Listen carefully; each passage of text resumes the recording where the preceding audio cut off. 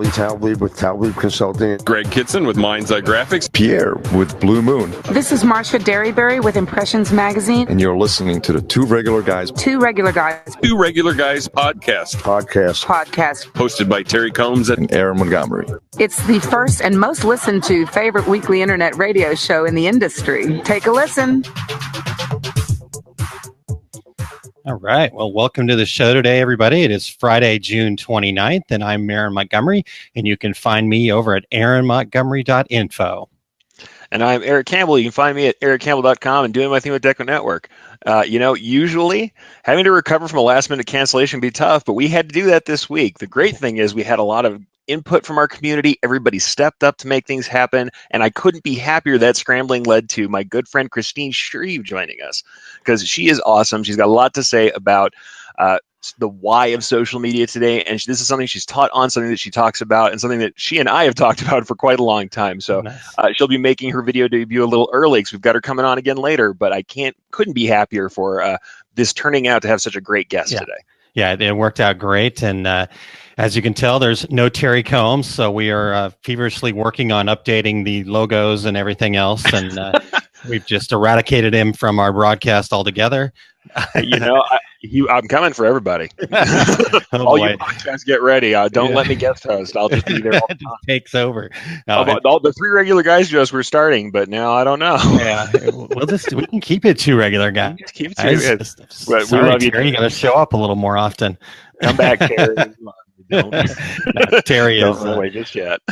As usual, if you follow him on Facebook or Twitter, you probably see lots of airline pictures or where he's traveling to. So he's at a franchise show, I believe, this week. Yeah, so, I think he's doing this. Able to join us.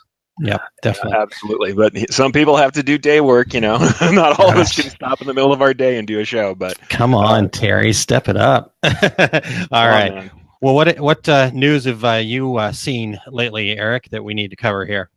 Well, without talking too much about political parts of this thing, the EU did launch some retaliatory tariffs on U.S. apparel and fashion items. In the ongoing issue about tariffs back and forth between us and the EU, they've imposed some tariffs on U.S. goods. Apparel Magazine reported that among the large list of goods affected, USA-made apparel and fashion items are among them. The category features items like cotton t-shirts, singlets, and vests, as well as garments constructed of synthetic fibers and some footwear. Tariffs also covering some non-wearable items like textiles for home goods like linens.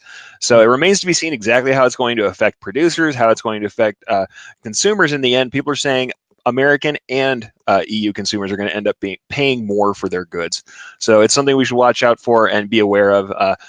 We'll just have to see how it all shakes out. For right now, nobody's exactly sure what they're going to do, but 25% tariffs, it could be on some of these items. It could really make some moves in this category.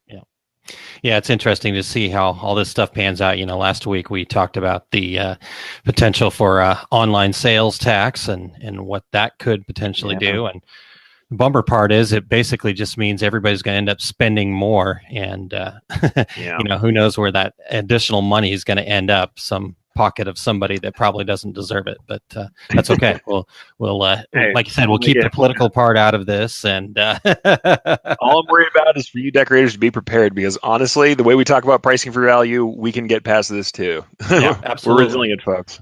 Yeah.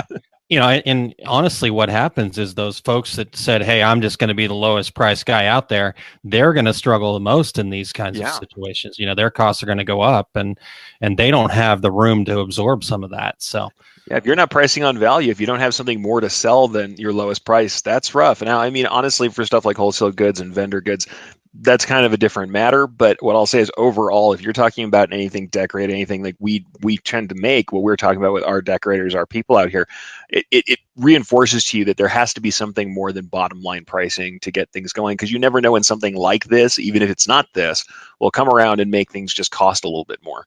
Yeah, exactly.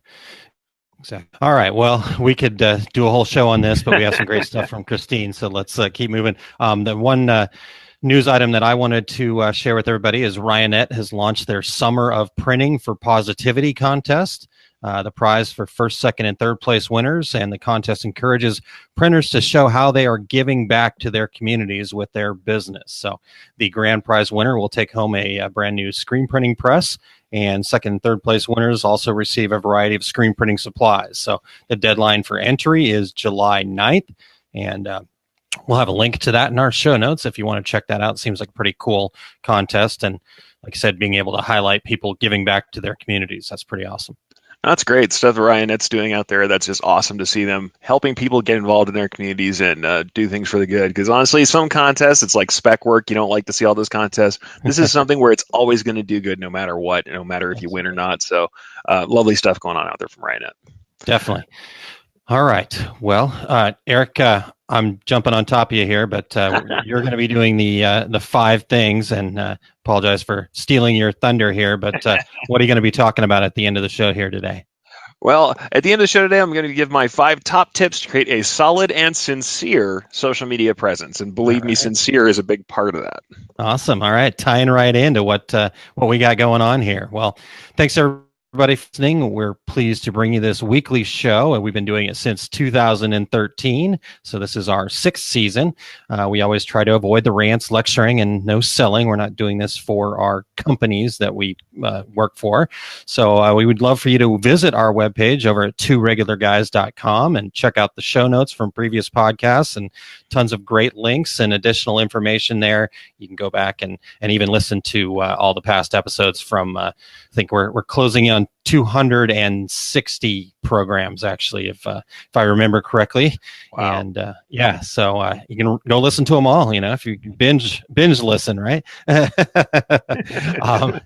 So we're always looking for suggestions and for future shows, and when we need to feel like this, you guys stepped up huge. So continue doing that, and you can contact us over at our webpage at tworegularguys.com or on all the different social media outlets that we're going to be talking about today at Two Regular Guys.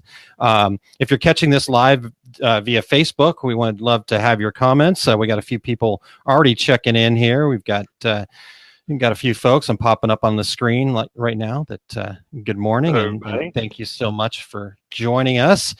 And again, your comments, insights, questions for our guests, and all of that stuff is greatly appreciated. We love the interaction.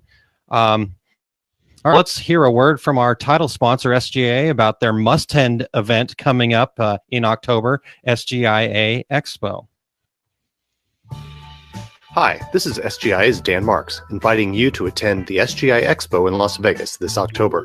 We're going to show you what's on the horizon, with more than 500 exhibitors showing the latest in dye sub, screen, embroidery, DTG, and more. We have 72 educational sessions, including a garment decoration track, and a special luncheon just for garment decorators. Registration is free through September 19th. Learn more at sgia.org/expo2rg. Right on. Great to hear from the folks at SGIA, and I'm sure, as always, they put on these fantastic events. Happy to share that stuff from them, and glad to have them as our title sponsor for so long. So thank you again for the support, SGIA.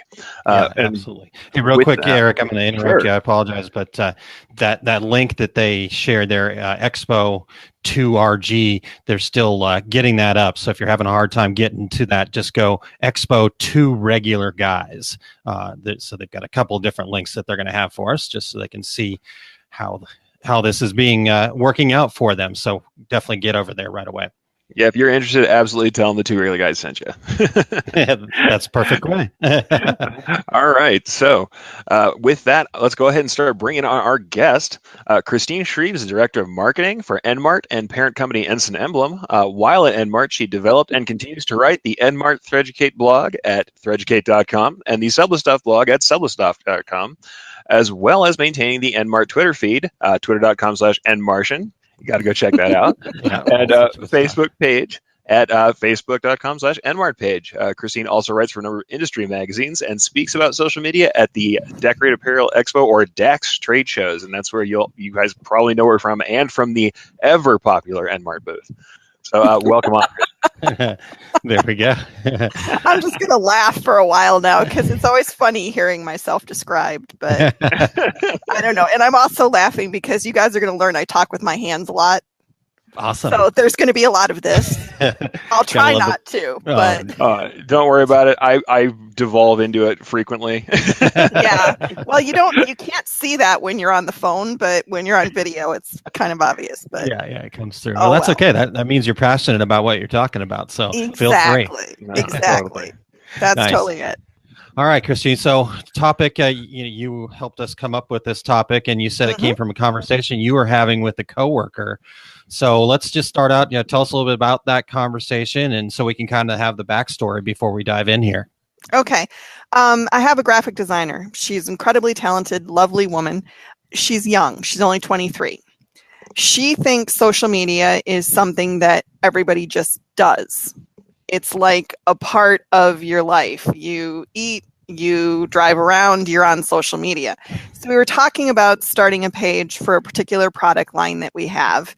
And I was talking to her about, well, what did we want that to do? What would we hope to accomplish if we did that? And she just kind of looked at me like I was weird, because to her, every brand they're on Instagram, they're on, whatever. And so they don't, it's not really a question of whether or not you do it. It's just a question of, it's social media, you do it. So that was what kind of started me thinking is, are there a lot of people out there that are just assuming that social media is part of what you do when you market, and they don't really know why they're doing it or what they're hoping to get out of it? So that kind of inspired the topic a little bit. And I think, not to be stereotypical about younger people, I mean, I'm not that old, but older than her. But I think the younger you go, the more that it's just assumed that that's part of what you do, and they're not really thinking about why. It's just everybody does it. Yeah. So that was kind of the genesis of the whole thing, I think. Okay. Yeah, so it's more about why you do things, and I think that's the thing. We have people who show up because they feel like they just need to, but Exactly. there are different reasons why you might do it. I know in the original discussion we had, you said part of that conversation is answering the question as to, like, is social media just like a passive thing? Do you have it out there because you have it out there? It's just a thing you have to do. So everybody, price of entry, you throw up a page, and if we do it, people will be there because. Right. Or is this something that you're doing to actively generate leads? And in your opinion, what's the difference between the two ways that people can take social media in that way? Which one is it? Should it be? Or is social media just something else entirely between passive and a lead generator? Well, I'll give you an example that's not from social media, but it's kind of the same thing. There's a trade show that our parent company has to do every 2 years. Mm-hmm. We have to be there. We get very, very little out of it. The market is pretty contained. It's not like we're going to pick up a lot of new customers. It's just one of those things where if you don't show up, everybody in the industry kind of goes, well, there must be something wrong with them because they're not there. So it kind of has to happen.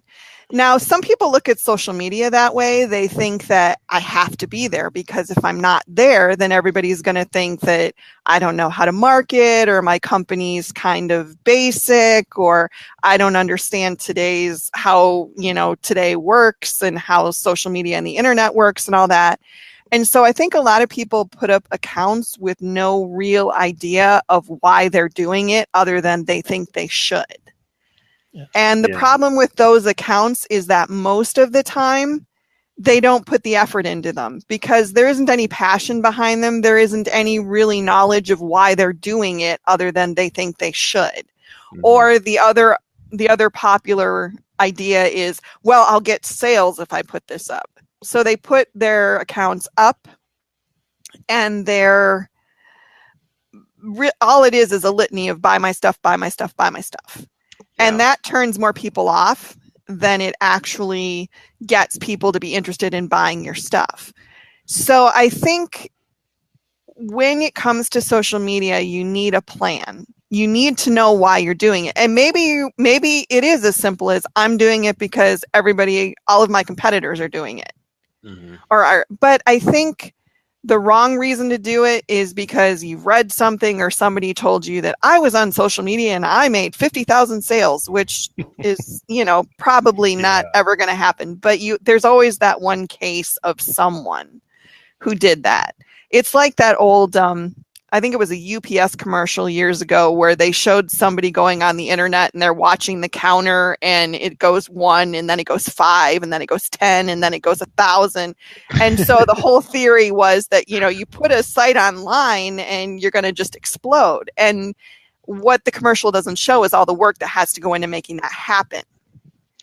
Invariably, the way I'm going to bring this in a little bit because I work with a lot of people who are on Instagram, and I love to be on Instagram. Very visual platform, great for decorators. There are people who are making money there. It can be used for business. It's not just for fun. Sure. However, a lot of people jump on Instagram, and you'll see their account. All they're sharing is the personal stuff. Now, we're going to talk later about humanizing your brand and things like that, and that's great. But it's more dinners than it is T-shirts. It's more dinners than it is embroidery, and it's more. And hey, I'm guilty sometimes of this too. It's more shots of the plane than it is shots of the show. So I think we're talking about Terry here. But anyhow, we might be talking about Terry and his magnificent number of Twitter followers. I would just like to say, Terry, I am not involved in picking on you, so don't blame me. All right, it's just us, buddy. It's just us, like every other week. But the thing is, people are going out there either to one side where they're just there and they're present and they're like, these are the kind of pictures I see. And what they don't realize is the brands who are making big sales, there is some calculation there. There's nothing wrong with having some calculation there, but it's not just pushing for leads. And then the people who are constantly it's sale pages, it's the latest ad they have that's also half the time not cut down for the right aspect ratio. That's not working either because it's not interesting. Why should people come back? How many times has somebody gone to your mailbox and there's the giant old school big pack of flyers and ads? How many people have? I live in a complex where you have one big, in my townhouse complex has one big mailbox center and a big trash can next to it. And I'm going to tell you exactly what the big recycling bin is full of. It's full of those circulars because they're all ads. There's no content. So absolutely, I can see that dichotomy that's there. Well, one of the things that I made a big point of in the seminar that I did at DAX this year is that when you're a business on social media, it's business. And so you need to have a little more calculation in it. And I think that's what a lot of people don't consider. They think that your personal feed and your business feed are the same thing, and they're not. And I think that's something, there's a lot, I feel like I say this a lot. There's one thing I could teach people, but this is one of those one things I'd like to teach people is if you're doing social media for your business, it's business. So plan it like you would plan how you order your inventory or how you deal with your employees or anything else. It's, and I don't like the word calculating because I don't think that sends the right message, but that's really kind of what it is figure out what it is you want and how you're going to get there and get it. And if you're just, and you can want a lot of different things too. That's the other part of this, but, so that's kind of where I'm going with that is you have to look at it like just another aspect of running your business.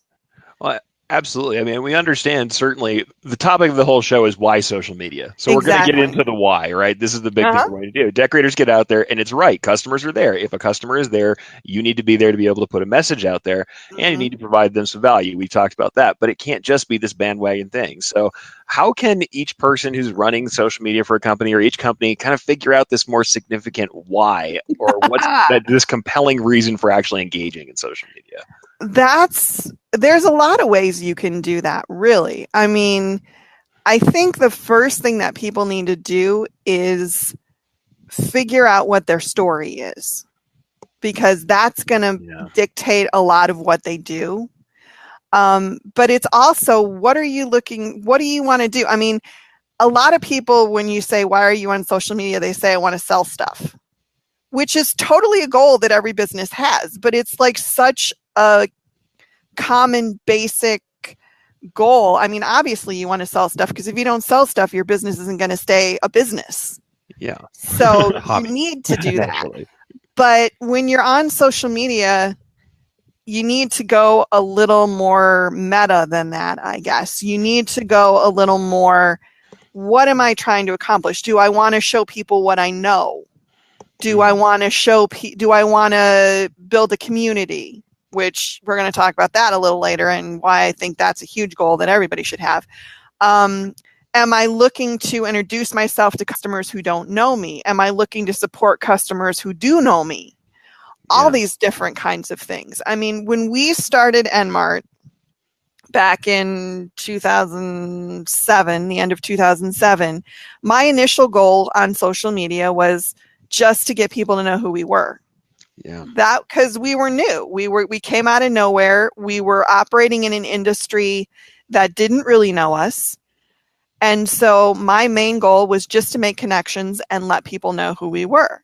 Now, as time went on and I started making connections and people started knowing who we were and we were getting a nice amount of sales and a nice amount of recognition, that goal kind of became secondary because I didn't have to keep hitting the Enmart drum anymore because there were a lot of people out there, Eric and Aaron, you were two of them who were helping to hit it for me.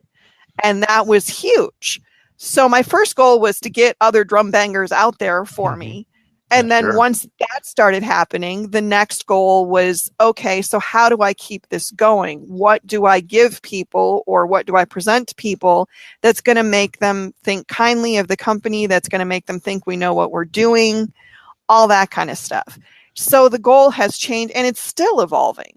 I mean, I think that's another thing that people don't get is you don't put an account up and just assume that where you start is where you're going to stay.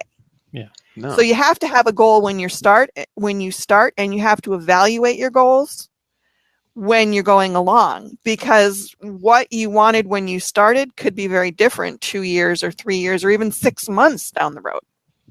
You know, the thing how I have to bring up this example. It's an example from a guy who's been teaching this for a long time. Guys started out doing education for graphic design and for honestly hand lettering. A guy named Sean West, who I used to follow quite a bit. But the great thing he always said was people get frozen trying to make a decision. They feel like what they have to do is pick a decision that they're going to make, a direction that they're going to take for the rest of their life. Right. And the rest of the life of your company, I'm going to make this choice about my direction, and then I'm going to start moving, and never more will I change direction. And so they're like, they think the choice is between all these different directions. The choice is just to move. And I'll actually bring it back to something from my youth. I drove a big old 72 GMC truck. It had no power steering. It was all manual. You couldn't steer it unless it was moving. And I feel like the social media account is like that. You're not going to be able to turn the wheels unless you get a little steam behind this thing. You absolutely have to hit the gas and start moving. Plus, until you start testing and getting things out there, you won't know what's effective. You won't know exactly what you want. Certainly, you want to plan ahead and have a concept, but there's nothing wrong with the fact that concept's going to change. You have to start moving to really know where you want to go. Well, and I think it has to change. I think if you because Enmart in 2007 is completely different than Enmart in 2018. And I think it has to be that way because if your business isn't evolving and growing, then again, you're probably going to end up with a business that isn't actually a business anymore. Yeah. So I think that's all part of it. And I'm just laughing because you said you drove a 72 truck. My first car was a 75 Chevy Impala station wagon. The thing was a boat and it was turquoise. So anyway, I was just having a moment of shared old cars. Anyway, big old cars. Yes, big old cars. So I think the whole point I'm trying to make in answer to the question, since I got off track with the station wagon thing, is just that your account has to evolve and your goals will evolve too, but you have to have goals to start with. True. And you have to reevaluate those along the way. It's like anything else. I mean, if you have a goal to lose weight, if you have a goal to get a different job, whatever it is, you have to set the goal and then figure out how you're going to get there. And you reevaluate along the way as things happen. So does that make sense? Absolutely. No, I mean, okay. I think you have to have goals in mind. And honestly, if you don't put anything out there, you won't know what you're going to do. I mean, you'll just start floundering. However, the only thing the reason I brought up the other example is because the other half of that is not having that, paralysis by analysis. You don't want to get frozen up waiting for the perfect goal. So when you guys hear this stuff, it's like, yes, have a goal. No, you're not going to come up with necessarily your Shark Tank pitch that's going to have your company skyrocket. So get that goal in mind and start rolling on it. That's always how you have to go with social. Well, it's forgiving. And the goal can be as simple as I want to add 5 new customers. Yeah. Or I want to make connections with the school board so I can sell stuff to the local schools. Or I want to connect with people who do sublimation because I might be interested in that. And I'm looking to figure out whether that's something I want to do. You can have, your goals can be a wide range of things. And the hands are going again. This is making me laugh. But the thing is, just like Eric said, have a direction. Yeah. And it doesn't have to be your permanent direction. It doesn't even have to be your direction tomorrow, but have a direction that gets you started. That's it. Nice. That's your first part. Good deal. All right. Well, I have to rewind here a little bit because I want to go back and bring up a couple of really good comments that have been shared in the comment section too. They're kind of long, so that's why I didn't really pop them up because we would have. But here we'll block everybody here. Jeff said, "Too many people think that social media can only help a business. It can harm a business as much as it helps. This is because in practice it acts as a magnifier for different aspects of your business interaction with your customers and vendors. If you are having growing pains, those can become magnified. If you have a problem customer that yells in your shop, now they're yelling out to the world. It's important that you don't create more channels than you can manage." That's a really good point. Yeah, I thought that was a really good point. Yeah. Our friend Marshall Atkinson said the 99-1 rule applies. 90% of your followers will consume your content. 9% will like, share, retweet, etc. Only 1% of the industry actually creates the content that everyone consumes. Want to be at the top of the mountain, be in the 1%. Write that article, film that video, post that picture. Wow, there's a couple of things in both those comments. The one thing that, Jeff said? Yep, Jeff. He's totally right. Social media does give your customers a platform to either say how happy they are with you or how upset they are with you. And I almost said another word and then I didn't. But I thought it. But one of the things that I talk about a lot when I talk about social media is the fact that negative feedback is not necessarily, a lot of people think that somebody gives you a bad review or says something negative about you. It's like, the silver bullet and the werewolf, you're dead. And it's not necessarily that. You can show a lot of who your company is by how you handle those kinds of things. And I have a couple of examples that I give that I'm not going to go into here, but I think yes, it does open you up to a lot more positive and negative feedback. And there can be a little more dire consequences if somebody's mad at you on social media versus standing in your shop yelling at you. But I also think there are ways you can handle those things to minimize the damage if they happen. So, and for all the stuff that we see where, somebody posted something on social media that was nasty or whatever, and it blew up and it went viral and, all the major newspapers are carrying it. Thank you, Jeff. That's very nice. I like that. That doesn't happen as much as people want to think that it does. Yeah. And even though it's big in your world, it's not necessarily big in everybody else's world. So somebody comes on your page and says something negative about you, it'll be on your page, and hopefully if you handle it well, it'll be on your page for other people to see so they can see how you responded. Yeah. But it's fleeting and timelines move on really fast. Yeah. So, what looks like a big deal today probably won't be a big deal tomorrow.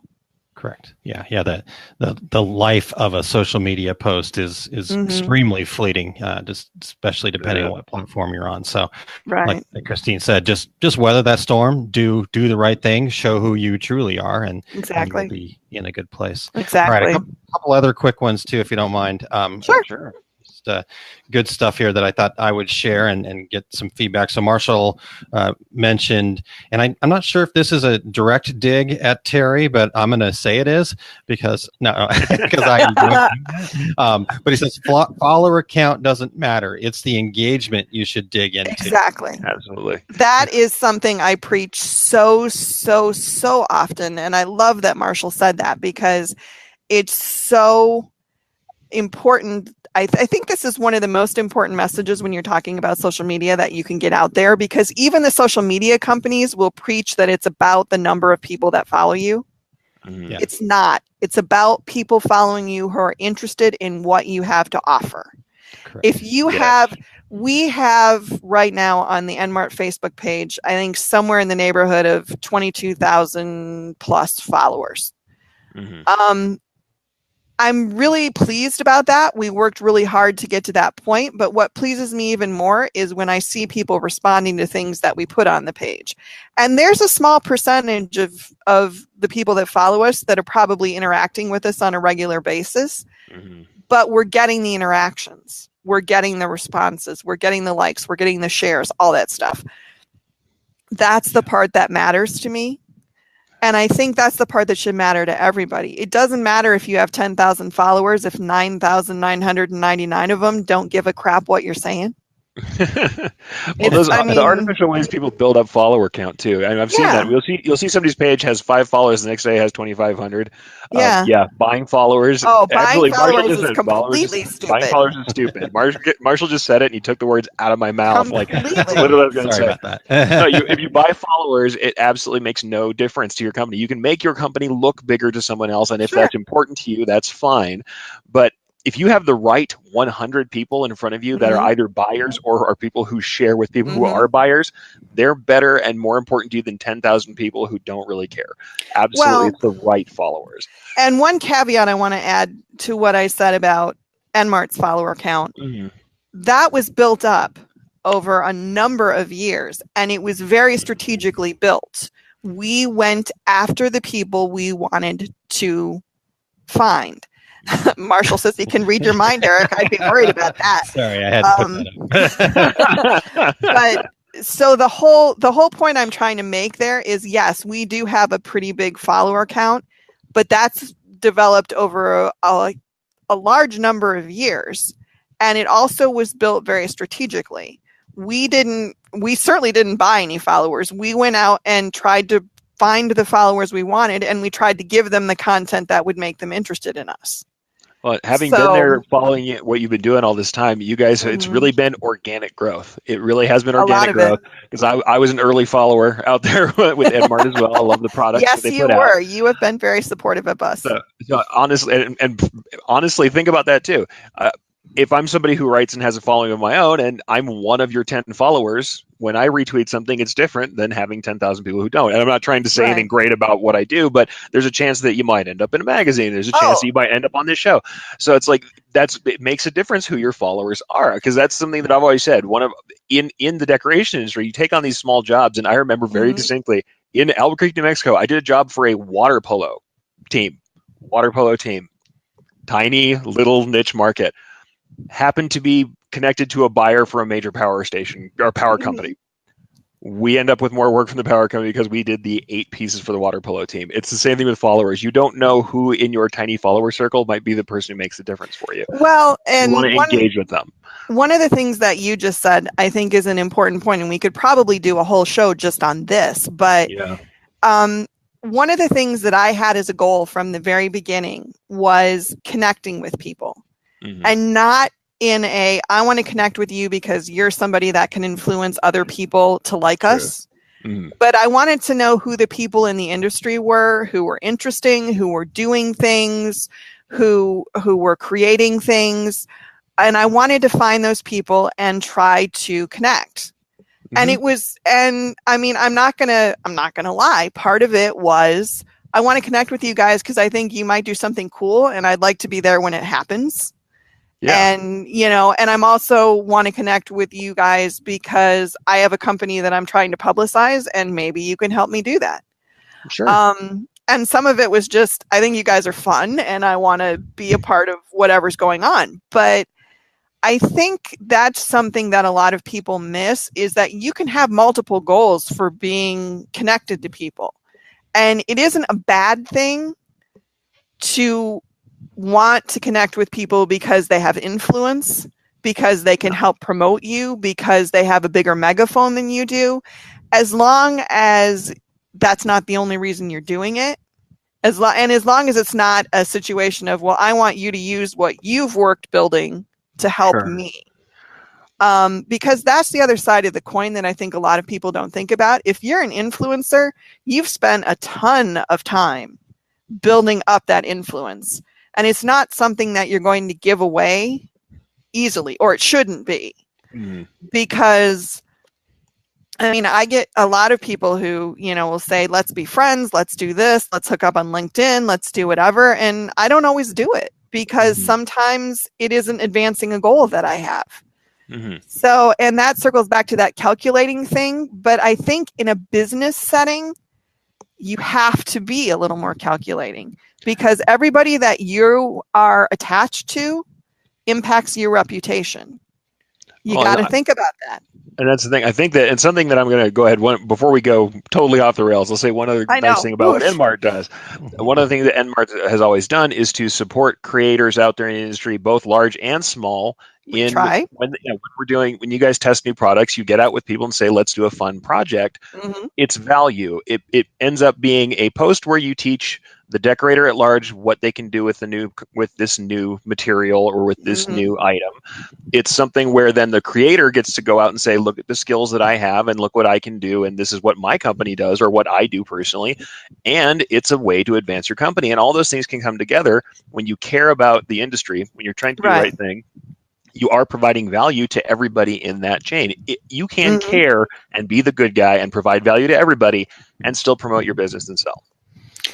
Well, I like to think that's true. Yeah. And I mean, that was always one of the things that was one of the main platforms that we had from the day Enmart came into being. As soon as it started, I said, education is one of the things we're going to do.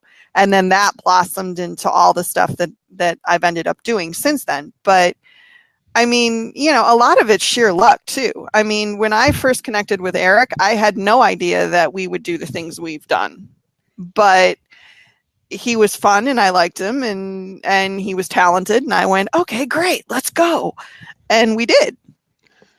And it worked. It was beneficial to both of us. But I think that's the other side of the coin, is it's got to be beneficial for both parties. If it's all one way, that doesn't work.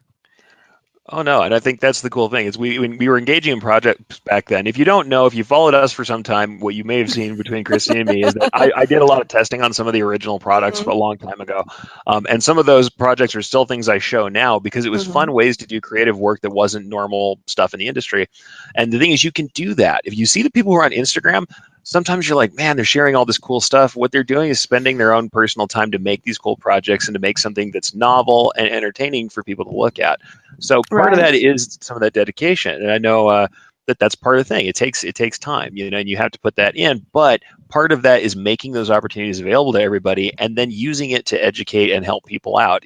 That thing you give comes back to you for sure. Well, and what's really cool is once you get a reputation as being a company that's willing to do that, other people start bringing things to you. I mean, there's some talk in the works right now. When Carolyn goes to Brazil in November, we're going to do some stuff with her and Luis and everything. And I'm very excited about that.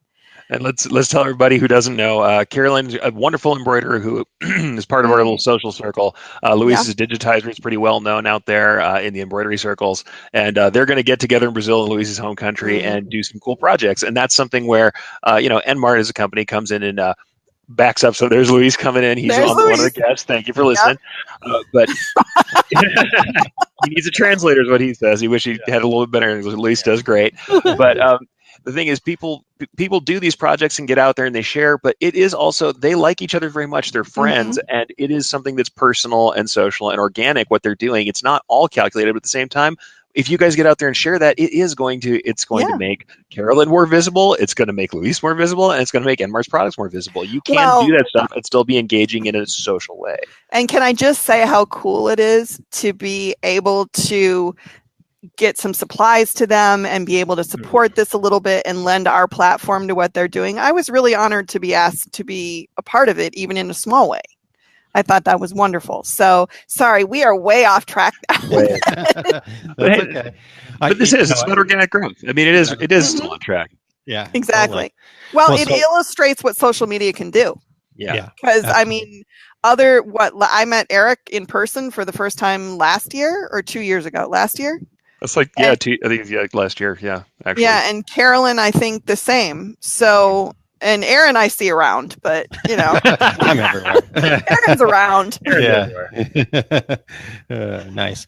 Well, so just those of you that listen to the podcast version of our episode here, there's been a ton of excellent additional comments that have been posted in the Facebook page here on the video. So we're going to save those. We're going to leave those there, and that'll be the extra content you can get from the folks. And I think it'll be really good stuff.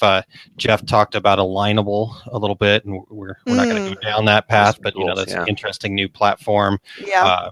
Marshall talked about his secret to social media, and I'm not going to give that away, so you got to go look in the comments section. Go read the comments, everybody. Go read the comments. There you go. Interact.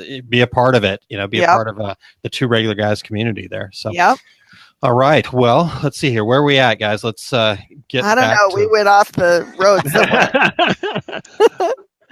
I think we've, obviously been talking about why, and we've had some great stories and to help us understand the why of things. But we've also talked about the fact that it's organic. It's taken some time. You guys met back in what was that? You said 2000.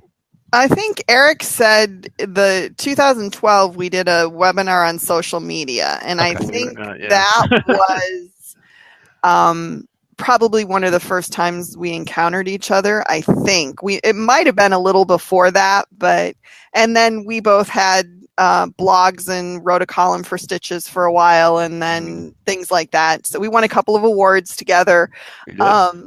So that's when that happened. Yeah.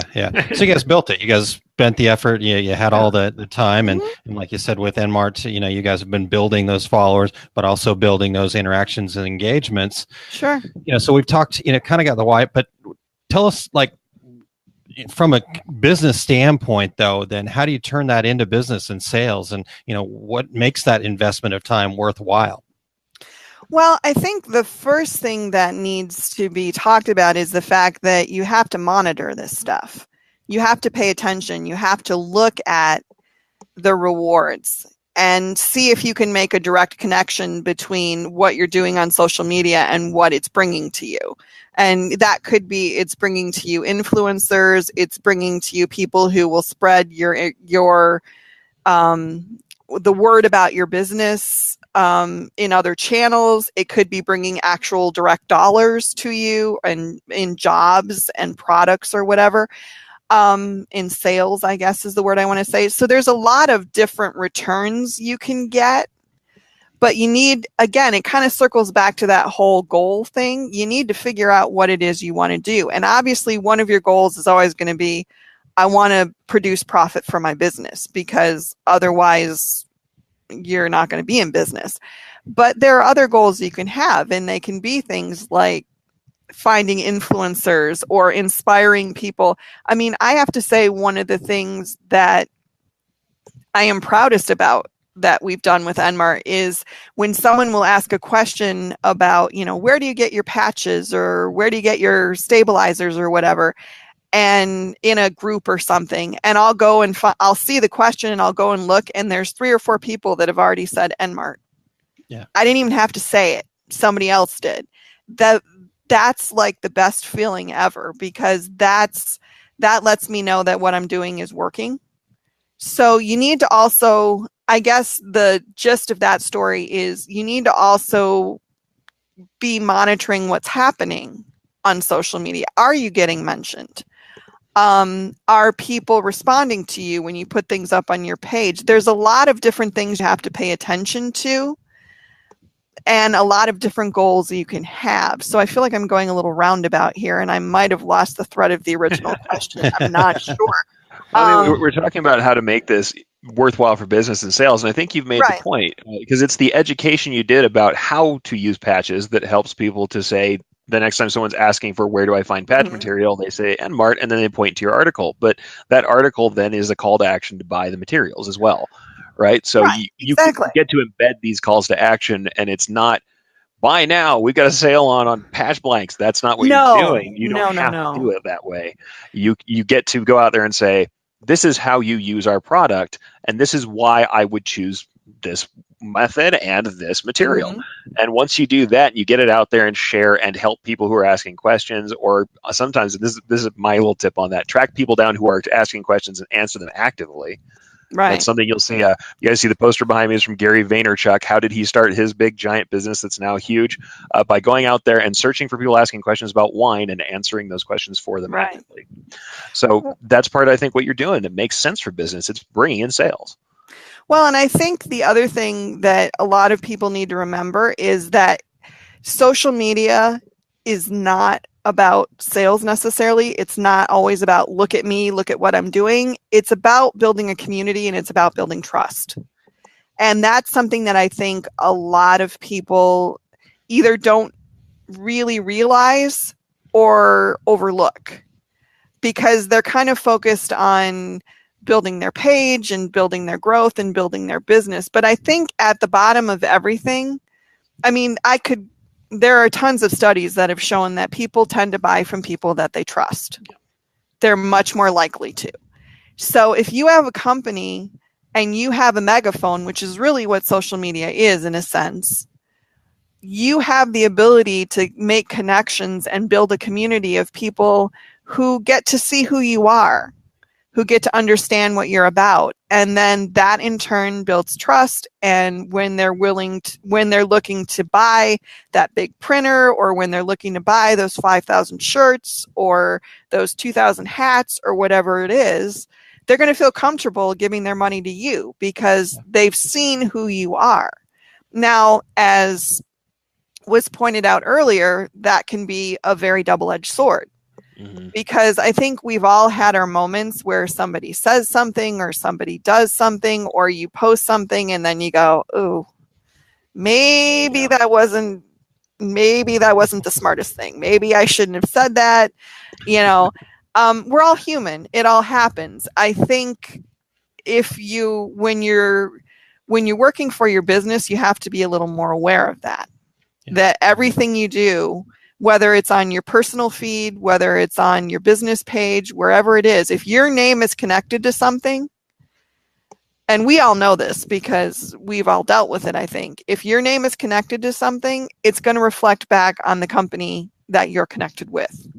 So that's something that people need to be aware of too, is that, it's all building a brand. And whether we want to admit it or not, we're all brands these days. Yeah. Absolutely. So, and branding is not just your logos, folks. It's every part of the experience people have with you. And social is a massive channel for that.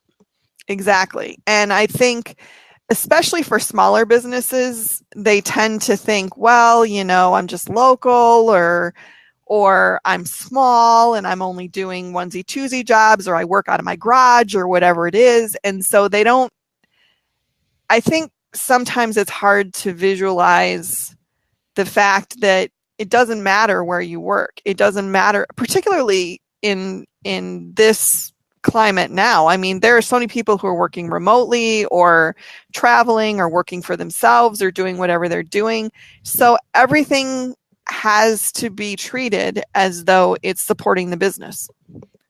That was one of the things that I kind of smacked up against pretty early, because I'm fairly connected. Well, I'm not fairly. I am connected to Enmart. People see my name, they think Enmart.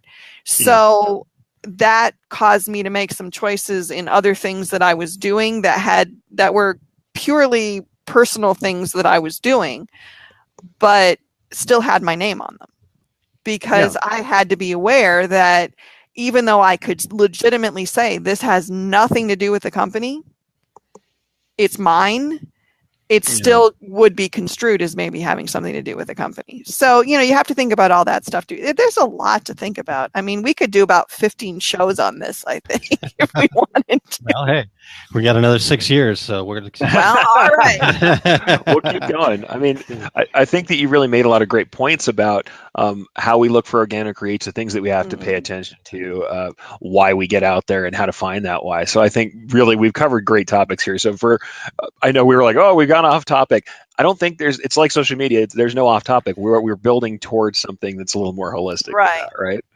Well, Not one and goal. I mean, honestly, having done this podcast in the past with both of you, I kind of knew that we would meander a little bit because that's how it works. Yeah. And I think those are the best discussions anyway, is feeding off each other and feeding off each other's points. So. Yeah. Oh, for sure. And honestly, what we've been talking about Christine's classes. Also, remember, Aaron over here just might have taught some stuff about social media before, and if you follow him, he's got plenty of education on this too. So I knew we were going to get a little bit into the weeds back and forth because there's so much for us to talk about. Yeah, and that's definitely the intent. That's why we want interaction. That's why we went to this video format, so we can encourage more folks to interact with us on Facebook and let's get into what people really want to talk about. So, and then have an opportunity to hear some great stuff from other people. So I think it's been fantastic. All right, Christine. Well, we're coming to the end here, so we're really excited to have you back in 2 weeks, actually, because obviously we're going to get some more great information out of you. I appreciate that. I like that. It sounds like you got a light and you're going, tell me everything you know. Yeah, that's right. Put it on it. Okay. I have a little light right here. I was trying to push it toward. Anyhow, all right. Well, don't feel. I've got a light right here that's shining on You're me. good. So we're good. Okay, we're shining it right on your face. Yep, Perfect. We're good. All right. Well, any last thoughts on the topic, and then what's the best place for people to reach you? Any last? I think the biggest thing that I would like people to take away from this is there's no wrong way to be on social media. You just need to know what it is you want to accomplish, and how you choose to go about that can be as different as you want it to be. But you have to have a goal first. And if you have a goal and you go about trying to accomplish that goal on social media, you're probably going to be fine. I mean, unless you go about trying to accomplish your goal by bribing people or something, and then not so good. But if you have a goal and you're going about it in a concentrated way, you're probably going to get there, and you're probably going to find social media as a very valuable tool for you. So I think that would be the main takeaway from all the little rambling discussion that we had. Where you can find me, generally on Facebook, the NMART page, which is facebook.com/NMART page. I'm there pretty much every day. And just meandering around Facebook in general. I seem to spend a lot of time there. Cat videos. And cat videos. That's exactly what I'm doing here. I'm watching cat videos. Actually, it's dogs, but no. And other than that, I'm writing for Printware, so I show up there fairly regularly. Seminars at the DAX show, though that won't be until next year. Twitter, and the blogs, Threaducate and Subla stuff. So there's a bunch of places you can find me. Plenty of places. Okay. Yep. Well, we had one more question, but I think we're going to hold this question for your show in 2 weeks, but I'm going to put it up there anyhow so you can be thinking about it. Louise said, it's hard to get focused when you work on social media. How do you keep focused? So there you go. That's a good question. That's a good question for everybody. Actually, that could be a really good blog post. I may have to do some writing now. I don't know. For all of you who don't know, any of us who write, we're constantly looking at everything you say and go, oh my goodness, that's something I can do. I could write something out of that. I could write an article about that. You got to serve that content mill all the time. That's right. Exactly. All right. Well, there you go. So prepare for that. We'll look forward, like I said, having Christine back on July 13th, same time, Friday at 10 a.m. Central. And I don't know, you guys are no, you're in the Eastern time zone, Christine. Is that correct? Yes. Okay, I'm in so that'd Michigan. be 11 in Michigan. Mhm. 9 o'clock for you, Eric, and those of you on the West Coast, 8 a.m. So there we go. Wow. Covered them all. Awesome. Covered them all. All right, Christine. Thank you so much for your time Thank today, you. and we'll talk to you soon. All right. Great. Thanks, guys. Great to have you. Yeah, that was awesome, Eric. And like I said, it may have seemed like we went off the rails, but all was right around that topic and kept bringing it back. So love the interaction and everybody tuning in. So let's hear a quick word from our longtime sponsor, Equipment Zone, and then we'll come back and wrap this up, Eric. Sounds great. Our show today is sponsored by Equipment Zone. Go to equipmentzone.com for the Epson F2000 direct-to-garment printer. Equipment Zone is the only Epson reseller who sends a technician to every customer location for training. This is an absolutely free visit to your location. Equipment Zone is also the manufacturer of the #1 pre-treat machine in the industry, the Speed Treater TX. With no compressor and no special tanks, the Speed Treater TX is the easiest and most consistent pre-treat machine available worldwide. Go to equipmentzone.com for the Epson F2000, the Speed Treater TX, and for all your DTG inks and supplies. That's equipmentzone.com. That's equipmentzone.com. Good to have Terry with us even when he's not, right? And the fact that I've picked on Terry throughout the course of the show, just want to remind everybody, I am more than willing to say those things to his face too. So it's okay. I will attest to that, and off camera, it's not better. You would. It's funny that we're best friends and been friends for such a long time, but we sure do give each other a hard time. So, or maybe I give him a hard time. I don't even know. No, he'll come back once in a while. Once in a while. All right. Terry's got experience. He knows what He does. For a long time. So, all right, Eric, a couple other quick events to note here. For me, I've been doing Small Business Saturday videos every Saturday morning on Facebook over at facebook.com/aaronmontgomery.info, and 15 to 30 minute video session where we talk about different things, lots of different topics, tips, tricks. Had you on not too long ago, and we talked about some good stuff. And so anyhow, I've been kind of exploring some different time slots. I'm going to try an earlier time slot this week. Going to do 9 a.m. Eastern, 6 a.m. Pacific time.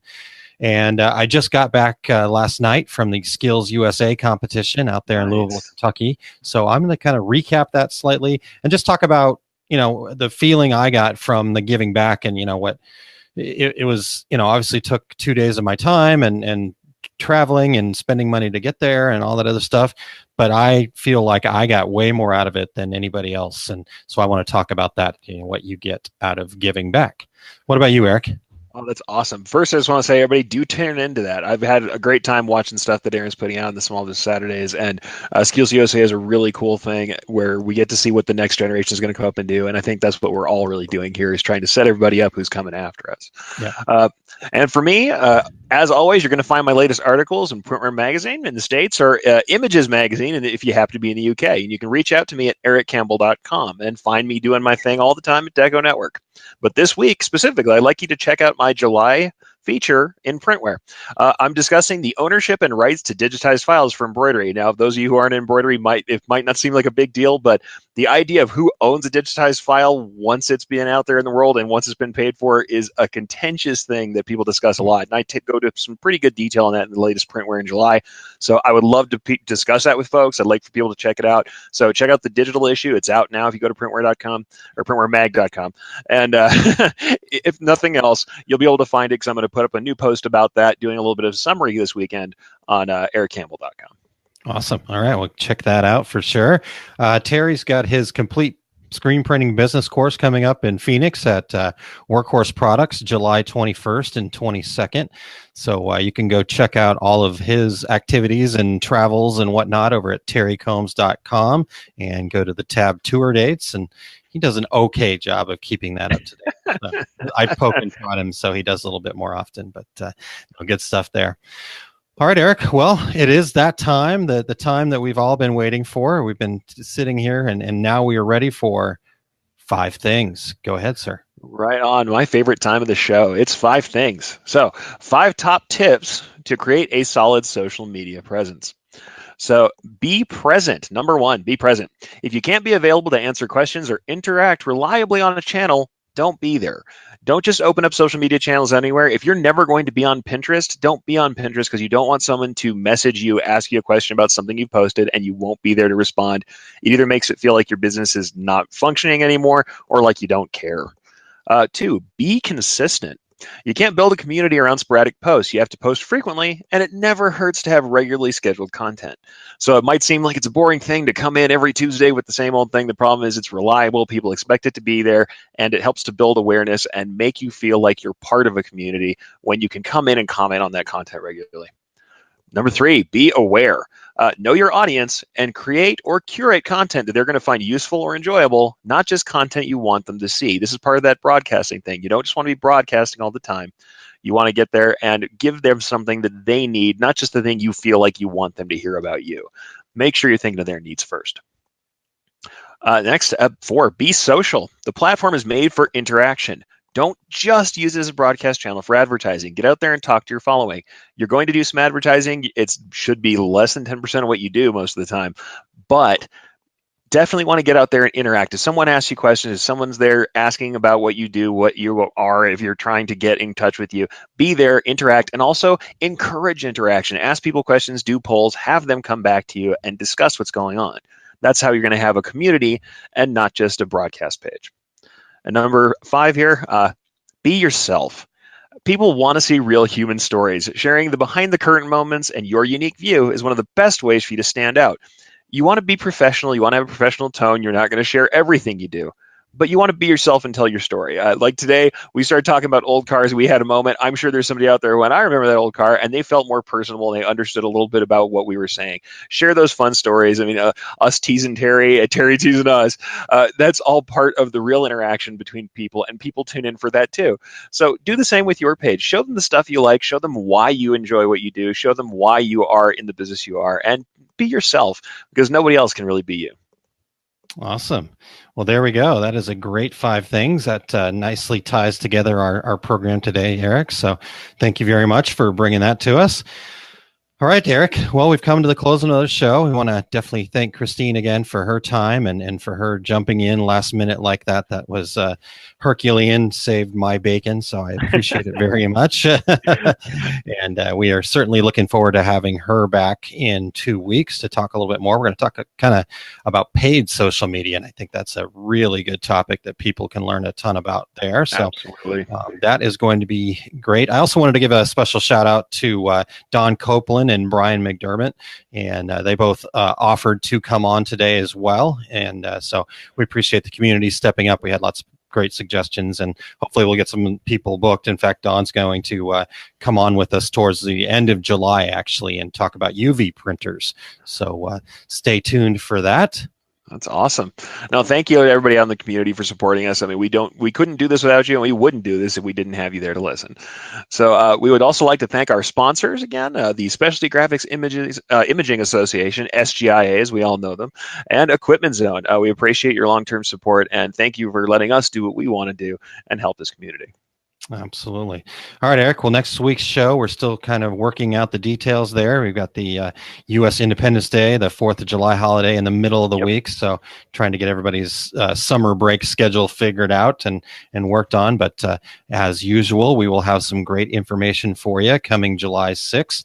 So stay tuned to that. And thanks for everybody for interacting with us on the Facebook Live page. So check that out over there. And until next week, Eric, we are the two regular guys. Eric here, so. I'm a good stand-in, at least. Yeah, boy. Bye-bye. Thank you for listening to Two Regular Guys. Check out our website at tworegularguys.com. That's the number 2, regularguys.com. You can also interact with us over at our Facebook page, facebook.com/tworegularguys. Or send us a tweet, twitter.com/tworegularguys. And we have a YouTube page. You can find all that from our website, tworegularguys.com. Thanks for tuning in, and we look forward to spending some time with you again next week.